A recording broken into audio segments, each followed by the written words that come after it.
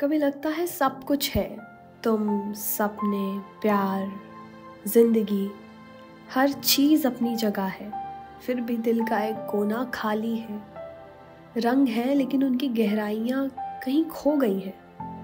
सपने पूरे करते करते खुद से दूर हो गए। और जब सुख दुख एक जैसे लगने लगे तब समझ आया, कभी कभी सब कुछ होना भी काफ़ी नहीं होता। जैसे एक प्लेट में सब कुछ हो पर स्वाद ना हो। फिर एक बाइट में मिलता है कुछ अनएक्सपेक्टेड सा, कुछ नया सा, मीठा, कभी तीखा, जो हिला के रख देता है। वही याद दिलाता है असली मज़ा बैलेंस में है।